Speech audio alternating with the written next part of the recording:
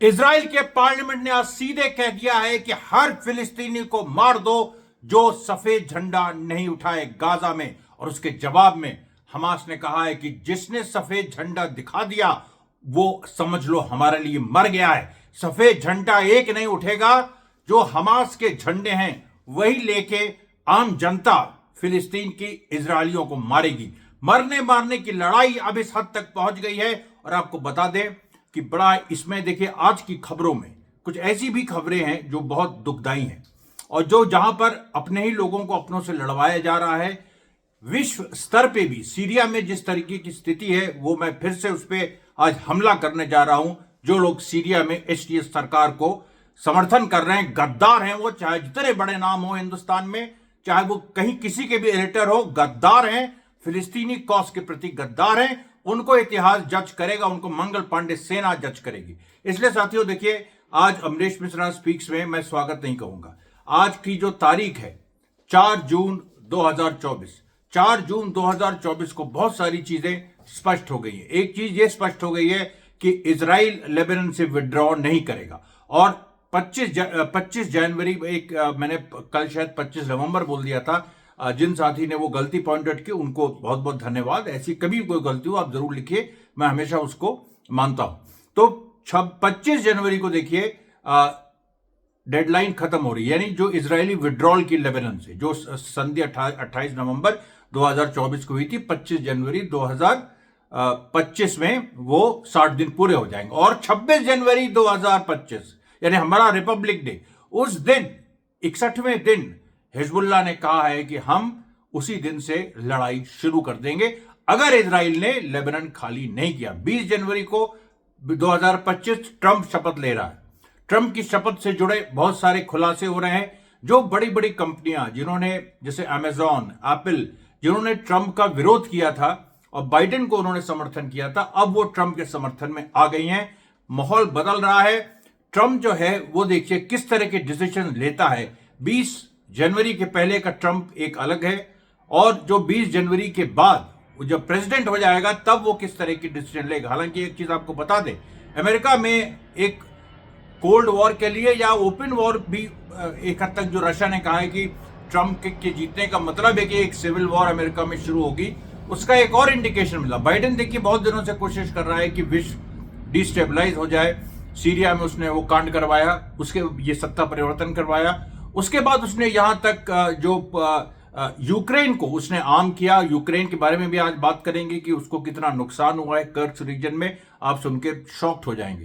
तो बाइडेन ये उसने पूरा दम लगा दिया है कि किसी भी तरह 20 जनवरी के पहले और ज्यादा अस्थिरता पूरी दुनिया में बढ़े। उसके साथ बाइडेन ने हिलरी क्लिंटन को और जॉर्ज सोरोस जिसके बारे में कभी कभी बीजेपी वाले चिल्लाते हैं कि वो जो ये कांग्रेस को फंड करता है, ये करता है। खैर वो कोई कांग्रेस बीजेपी नहीं है, वो शुद्ध रूप से अवसरवादी है। और जैसे बाइडेन, कमला हैरिस, क्लिंटन, ये अपने को जो लेफ्ट ऑफ सेंटर या सेंट्रिस्ट कहते थे, इनका पूरा मध्य मार्ग का जो इनका मुखौटा था वो उखड़ गया है। ये इन्होंने गाजा में बच्चों की हत्याएं करवाई हैं। आज ये स्थिति पहुंचा दी है, इजराइल की इतनी हिम्मत हो गई है कि वो कह रहा है कि किसी भी फिलिस्तीनियों को मार दो जो सफेद झंडा नहीं लिए हुए हैं। और इससे देखिए नरसंहार और बढ़ेगा फिलिस्तीनियों का। लेकिन उसी के साथ साथ लड़ाई और बढ़ेगी, क्योंकि हमास ने जबरदस्त मार आज की है। इसके बारे में आपको हम बताएंगे। अभी देखिए, जो हिलरी क्लिंटन और जो जॉर्ज सोरोस को अमेरिकन फ्रीडम अवार्ड, जो कि सब एक जैसे भारत रत्न अपने यहाँ होता है उसके बराबर वो होता है, वो हिलरी क्लिंटन और इसको दे दिया, जॉर्ज सोरोस को। और इसको लेके एलॉन मस्क ने मजाक उड़ाया, बहुत सारे लोगों ने मजाक उड़ाया कि अब जो बच्चों की हत्या करने वाले लोग, हिलरी क्लिंटन ने लीबिया में सब जो कराया, गद्दाफी की हत्या करवाई, हंसी उस पर, ये कभी दुनिया भूल नहीं सकती है। और जिन लोगों ने इस तरीके से हत्याएं की हैं, जॉर्ज सोरोस भी उसी में शामिल है, वो कभी भी इजराइल के खिलाफ नहीं बोला। इस तरह के तमाम लोगों को इतिहास कभी माफ नहीं करेगा, ये बात देखिए तय है। फिर भी देखिए, अभी जो ट्रंप के साथ जिस तरह के इक्वेशन बन रहे हैं उसमें बहुत कुछ नया होने वाला है। 20 जनवरी से 25 जनवरी के बीच में वो जो 5 दिन है वो भी बहुत अहम है।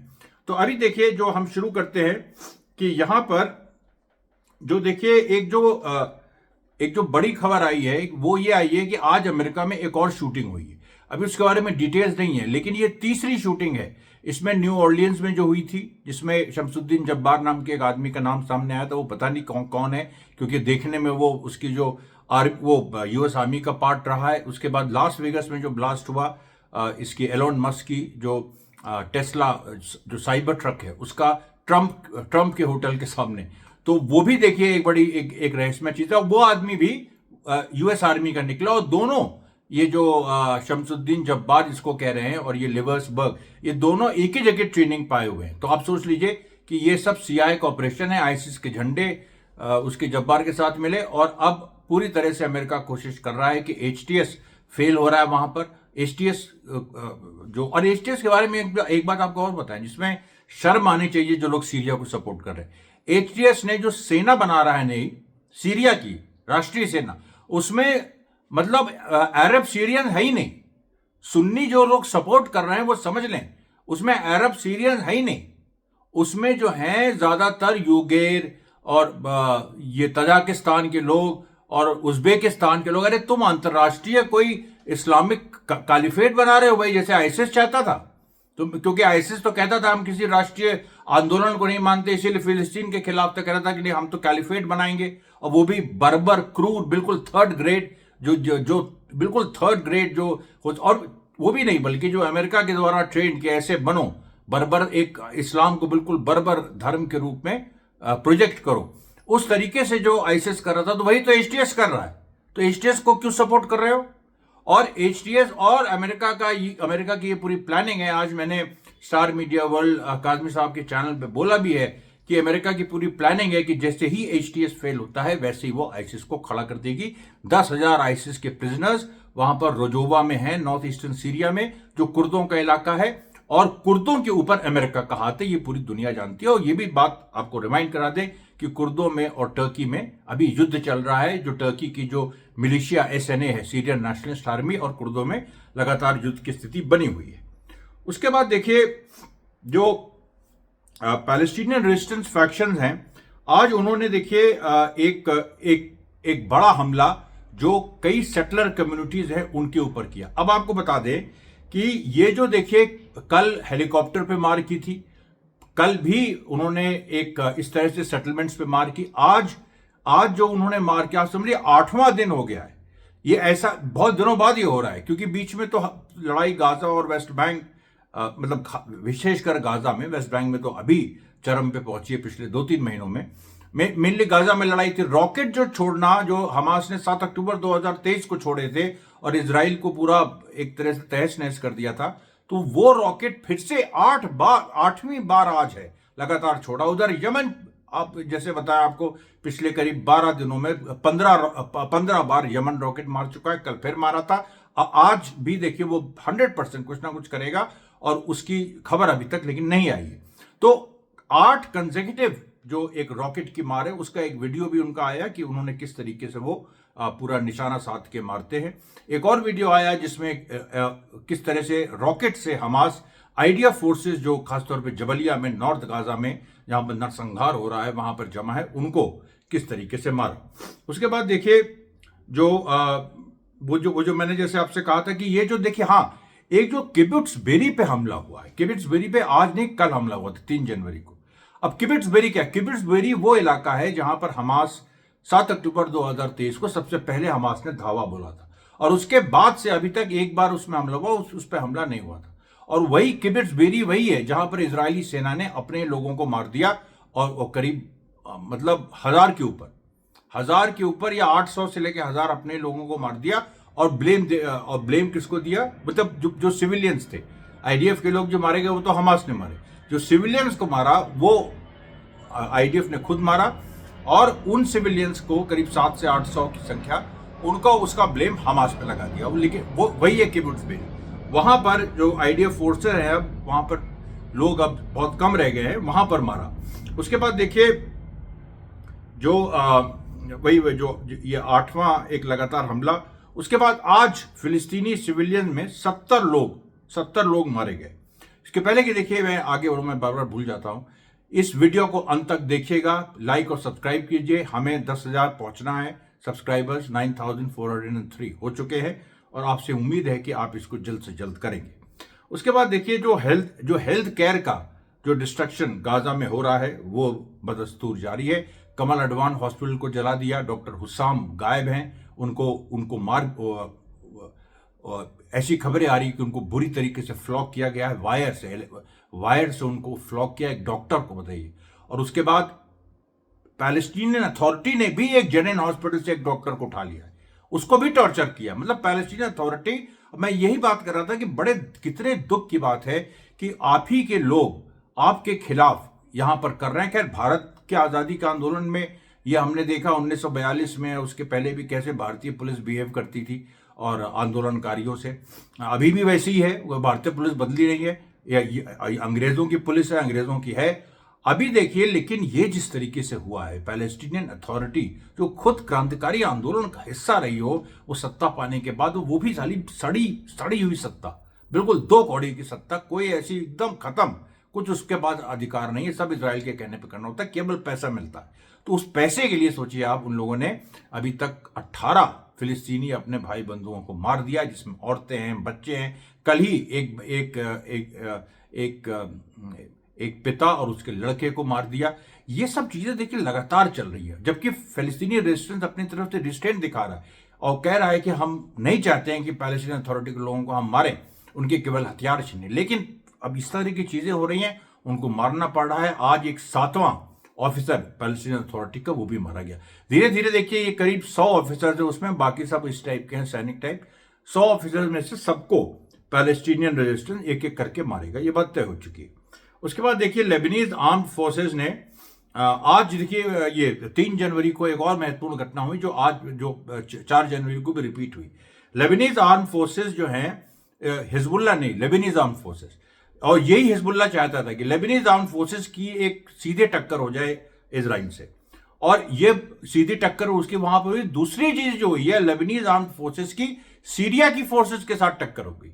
और ये देखिए, ये भी बहुत महत्वपूर्ण है कि लेबनीज आर्म्ड फोर्सेज की एक सीरिया के अंदर से कुछ आर्म्ड एलिमेंट्स एचटीएस से जुड़े हुए वो अंदर घुसने की कोशिश कर रहे थे लेबनान से, वहां पर गोलीबारी हुई है। अब आप देखिए कि लेबनीज आर्मी जो है, जिसमें क्रिश्चियंस हैं, जिसमें सुन्नीज हैं, शियाज हैं, सब मिली जुली पूरी है, वो एक मॉडल देखिए कैसे बनेगी। आप देख लीजिएगा, लेबनान एक मॉडल बनेगा रेजिस्टेंस का, जिसमें सारे धर्म के लोग हैं, सारे सेक्ट के लोग हैं। ये बहुत बड़ा काम हिजबुल्लाह ने किया है कि उसने एक शिया आधार पे कैसे सबको समेटा है, ये बहुत बड़ी चीज है। उसके बाद देखिए, जो वही उसी की डिटेल्स आए कि कैसे सीरियन जो अथॉरिटीज हैं, मतलब एचटीएस से जुड़े लोग, उन्होंने कुछ बुलडोजर वगैरह के माध्यम से घुसने की कोशिश की, लेकिन उसके बाद उनको वहां से पीछे कर दिया। उसके बाद देखिए, बहुत सारे ऐसे भी फैक्ट सामने आ रहे हैं कि एचटीएस ने बहुत सारे लेबनीज सोल्जर्स को भी अगवा किया था 2017-2022 के बीच में, और इस तरह की चीजें हो रही है। और ये बात आ रही है कि ये जो सीरिया की सरकार है एचटीएस की, ये भले ही जितना अपने को लिबरल दिखा ले, या इसका जो जुलानी है, ये अपने इसके ऊपर जो $10 मिलियन का अवार्ड था, ये अभी भी वही है, आतंकी है अंदर से, अभी भी निर्दोषों के खून का प्यासा है, पर्सनली प्यासा है, और इसका अंत होगा वो मैं आपको पहले ही बता दिया है। उसके बाद देखिए, जो इजराइल ने लेबनान में आज फिर से हौला, कफर किला और बुर्ज उल मुल्क, यहां पर कुछ घरों को जला दिया लेबनान के अंदर। और फिर वही बात आ रही है कि 60 दिन का हम उससे ज्यादा सीज फायर चाहते हैं, जिसके खिलाफ पूरी तरीके से एक गोलबंदी लेबनान में हो रही है, हिजबुल्लाह सबसे आगे।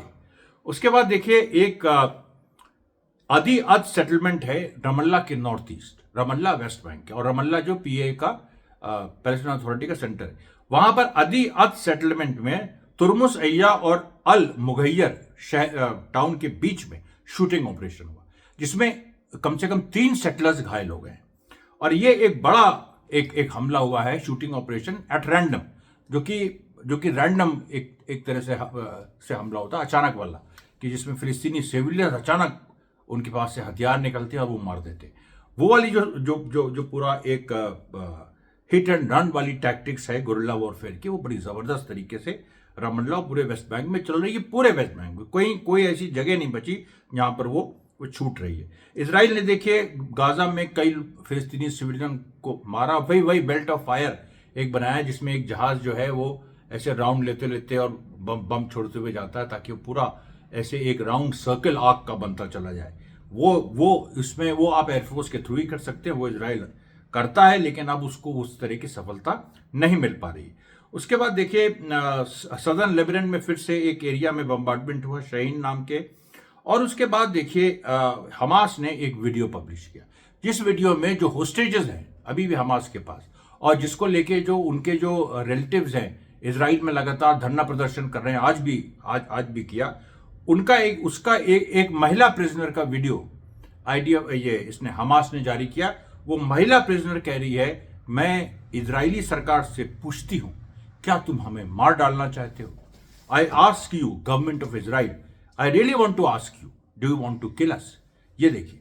उसके बाद जो वही जो मैंने आपको कहा था कि इजरायली पार्लियामेंट ने आज ये बयान दे दिया। अच्छा, ये बयान देखिए इसलिए भी दिया गया मेरे ख्याल से कि जो अंदर लड़ाई चल रही है, मतलब अभी तक तो जो नेतन्याहू, क्योंकि अब पूरी तरह से राइट विंग नेतन्याहू हो गया है, तो जो योवस गैलेंट को हटाया, इनको अब जो राइट विंग पार्टीज हैं, इतमार बिन गिवर है, बिल्कुल फैनेटिक टाइप की, पागल टाइप की, ये जैसे इतमार बिन गिवर है, और ये है स्मोत्रिच है।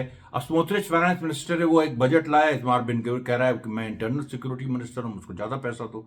अब इसको लेके अभी ऑपरेशन कराया है नेतन्याहू ने, जबरदस्ती डॉक्टर के एडवाइस के खिलाफ नेतन्याहू को पार्लियामेंट जाना पड़ा, और वहां पर उसकी हालत दिन पर दिन खराब होती चली जा रही है। ये देखिए पूरी स्थिति है। उसके बाद जो जेनिन कैंप में हुआ, वही वो जो फैमिली है जिसके एक फादर एंड सन वकील, जलका मौसी फैमिली है, उसके फादर और बच्चे को वहां पर पैलेस्टीन अथॉरिटी ने गोली मारी, और उसके बाद उसको जस्टिफाई करने की कोशिश की, जिसके खिलाफ बड़ा जबरदस्त गुस्सा। और ये देखिए ये पैलेस्टीनियन रेजिस्टेंस, अब उसने कह दिया है कि अभी तक हम देखिए जान नहीं लेना चाह रहे थे, हालांकि 6-7 ऑफिसर मारे गए हमें गोलीबारी में, अब हम जो है सीधे हमला शुरू करेंगे और पैलेस्टीनियन अथॉरिटी को उखाड़ फेंकेंगे। बेसिकली ये एक लब्बो लुबाब हमास के स्टैंड का है। फिर देखिए वही जो इजराइल में जो प्रदर्शन चल रहे हैं उसके बारे में। और नाब्लस में आज यातमा से लेके पूरे इलाके में, खासतौर पे यातमा में आज इस तरह की लड़ाई चली है कि मैं आपको क्या बताऊं। उसमें जो खासियत है वो ये है कि एक ये जो जगह है यातमा, ये कम से कम 4 बार मतलब इट चेंज्ड हैंड्स 4 टाइम्स, कि जो एक तरफ से रेजिस्टेंस की फोर्स आ रही है, दूसरी तरफ से जो आईडीएफ है वो आ रही है यहाँ, क्योंकि यहाँ पर पैलेस्टीन अथॉरिटी नहीं है, वो केवल जेनिन में। तो ये जो हमले हो रहे हैं, यहाँ से रेजिस्टेंस की फोर्स आ रही है, इधर से आईडीएफ की फोर्स आ रही है। एक समय सबसे पहले आईडीएफ ने उस पर कब्जा किया यातमा पे, फिर आईडीएफ पीछे हटी, उसके बाद फिर पैलेस्टीन रेजिस्टेंस ने काउंटर अटैक किया, उसको फिर कब्जा किया, आईडीएफ ने भी काउंटर अटैक किया, फिर से उस चौकी पे कब्जा किया। उसके बाद पैलेस्टीनियन रेजिस्टेंस ने दूसरा काउंटर अटैक किया, फिर उस पर कब्जा किया, फिर तीसरा आईडीएफ ने मतलब ये आप सोचिए 4 टाइम्स इट चेंज्ड हैंड्स। और ये देखिए, ये दिखा रहा है कि जो लड़ाइयां चल रही हैं वो वेस्ट बैंक की स्पेशली वो इतनी खतरनाक है कि वो देखिए पूरा एक जो गाजा में तो हो ही रहा है, गाजा में तो आमने सामने की लड़ाई भी चली है, सब कुछ चला, इजराइल पीछे हट गया। वेस्ट बैंक में सबसे जो बड़ी बात है कि जो हथियार पहुंचे हैं, ईरान ने किस तरीके से हथियार वहां पहुंचा दिए हैं, ये बड़ी खबर है। और उसको लेके एक लगातार पूरा जो इसीलिए पैलेस्टीन अथॉरिटी को इजराइल ने आगे किया, क्योंकि वो जानते हैं कि उनके बहुत सारे लोग मारे जाएंगे। अगर पैलेस्टीनियन अथॉरिटी को नहीं आगे करती, पिछले 30 दिनों में जिस तरीके से पैलेस्टीन अथॉरिटी काम कर रही है जेनिन में इजराइल के लिए, तो अभी तक इजराइल के कम से कम सैकड़ों लोग मार दिए जाते। ये पैलेस्टीन अथॉरिटी को आगे इन्होंने इसीलिए किया, ये समझ गए कि हथियार वहां पहुंच गए, और पैलेस्टीन अथॉरिटी ने जो हथियार मांगे इजराइल उनको दे नहीं सकता, क्योंकि अगर वो देगा तो उसमें से कब विद्रोह हो जाए, कब लोग फिलिस्तीन रेजिस्टेंस से मिल जाए। तो वो उसकी पूरी एक देखिए ये जो, लेकिन इजराइल जानता है कि पैलेस्टीनियन अथॉरिटी कोलैप्स करेगी, और जिस दिन वो कोलैप्स की उसके बाद इजराइल वेस्ट बैंक नहीं संभाल सकता है, किसी भी हालत में नहीं संभाल सकता है। वेस्ट बैंक की जो पूरी पॉपुलेशन है वो सड़क पे आ चुकी है, रमल्ला से लेके कहां कहां, जैसे मैंने बताया आपको, इस तरह की पूरी झड़पें हो रही हैं। चारों तरफ से इसराइल जो इजरायली फोर्स है वेस्ट बैंक में, जो 21 बटालियन हैं वहां पर, वो वहां पर घिरी हुई हैं, और वो लोग जो है ये नहीं समझ पा रहे हैं कि हम यहां से कैसे निकलेंगे। ये देखिए पूरे आज के जो मेजर इवेंट्स थे उनका ये एक तरह से समअप है। कल मैंने जैसे कहा था कासिम सुलेमानी साहब पे मैं खास तौर पे वीडियो लाऊंगा करीब 6 बजे, 5 जनवरी कल है, कल आपके बीच 6 बजे वो वीडियो आ जाएगा, और फिर रात में जो रेगुलर अपडेट है वो आएगा। तब तक के लिए धन्यवाद साथियों, बहुत बहुत धन्यवाद।